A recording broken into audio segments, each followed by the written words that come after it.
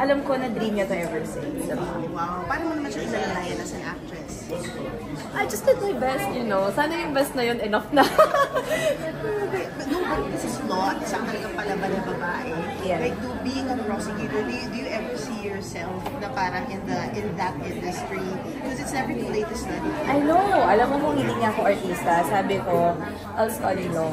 Kung hindi ako artista. Pero now, of course, gusto ko muna mag-focus dito sa show business because ito na yung minahal kong job eh. So, in time na lang, maybe if I have more time. Yeah, so dami mo ginagawa ngayon. You have a show, you have this.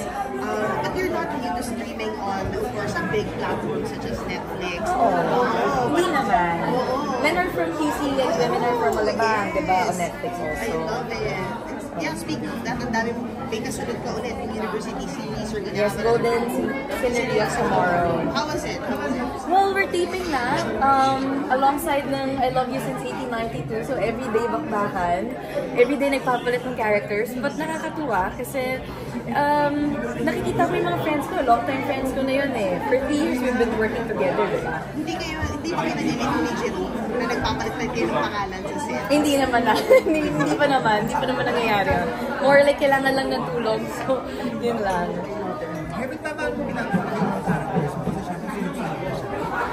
Siguro through time, natutunan ko na rin po yun. Dati talagang kaya kong dalhin yung character mga months after yung mga mabibigat na scene. Pero, suddenly, like, biglang alam ko lang paano kumalas.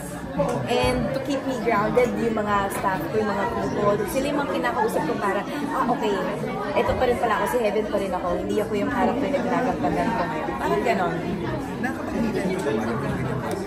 Ngayon, wala pa akong me time. Wala pa akong time sa kahit saan.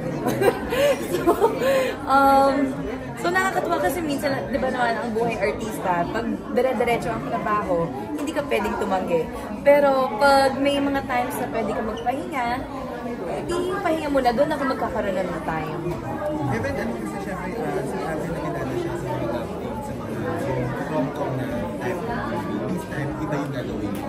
Inasahan mo ba na ganitong kayo experience roles na gagawin mo? Hindi ko inasahan. So nung binigay sa akin itong project na to, I'm like, ako ba talaga ang gusto niyo? Sure ba talaga kayo? Sabi nila, and even si Alden, sabi niya, no, I know na kaya mo to. And I do believe in you. Nandito ako para alagaan ka rin, so don't worry about it. So, yeah, natuwa naman ako sa assurance na binigay niya. Totoo ba nakakaindag si Ali pa yung makinig siya mga? Abi, ganun ba? Yung bang siyempre yung mga characters na yung nadadala ka sa mga roles, may ganun ba siya? May charm. May charm naman, Alden Richards na yun eh. Pero, wala kami masyadong love story regarding that. Mas nag-focus talaga kami regarding sa mga cases. Heaven, anong advantage at disadvantage ng kapwa mo artista yung director? Siguro ang advantage nun is alam niya na yung shot. So pagdating mo dun sa set talagang alam niya na kung anong gagawin and alam niya kung paano yung batuhan ng acting. Hindi na kailangan tumimpla kumbaga. Ang disadvantage nun, syempre nakakaawa din siya kasi parang wala siyang pahinga. So parang minsan kahit gusto ko pa siyang tsikahin, hayaan ko na lang siya para okay, magpahinga ka muna dyan, kaya ka natin. Ano pinag-chikahan niyo? To be honest with you, 2 years ago pa namin nagawa to eh. So wala na akong masyadong maalala. But I always remembered na sobrang ano siya, caring on set. Hindi lang sa akin, but to everyone, diba? So, nasa-spoil siya? Nasa-spoil siya. May mga fruits. Pag kailangan ko ng fruits, may padala siya ng fruits. Pero ganoon naman din siya sa other cast. Kaya, and dami mo fans ha? Nakaabang. Nagulat Wait, kami. nakaka-excite na. Na-excite na ako. Natake ako na Sunday ha? Diba? Nakakatuwa kasi pinaghirapan namin to eh. And so now, after 2 years, mapapanood na rin finally. Inalam mo ba bakit sa Netflix ang release hindi sa theatrical? Ay, hindi ko na po natanong yan. Baka po si Alden na lang po. Direct! And how is this relevant to today? How do you feel the film's relevant to today? Alam niyo, panoorin niyo na lang po. Ayaw masyado magsalita kasi baka mamaya makaspoil pa ako. Pero it's also about justice and corruption and marami pa po iba. At alam ko magugustuhan po yan ng masa. Nag-research ka para sa role mo? I Kasi did. medyo mahirap. I did.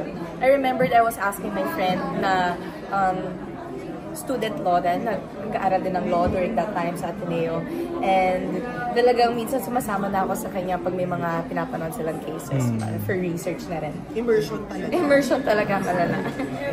May bibigay si Alden ng direction. Ano, how would you describe? Detail or Yes, detailed siya. Gusto niya, may certain type siya na gusto kung paano ko ibabato yung mga linya. Pero na-appreciate ko yung mga ganong bagay kasi yung kailangan ko pang kapain kung ano yung gusto niya talaga, diba? Pero very respectful din siya kung meron akong suggestion during that time. I-respeto niya yun and titignan niya kung kaya bang i-collaborate. And so, Ano ka ba? Prosecutor, hindi lawyer? prosecutor. Okay. Kung prosecutor ka, anong parusa ang gagawin mo sa mga Nepo babies? Naku po, ayoko magsalita regarding that. Alam naman natin, galit na po tayo lahat sa mga ganyan bagay. Pero gusto ko po muna mag-focus sana sa film. Okay. Thank you. Thanks, Heaven. so much. Gusto ka namin sa outfit.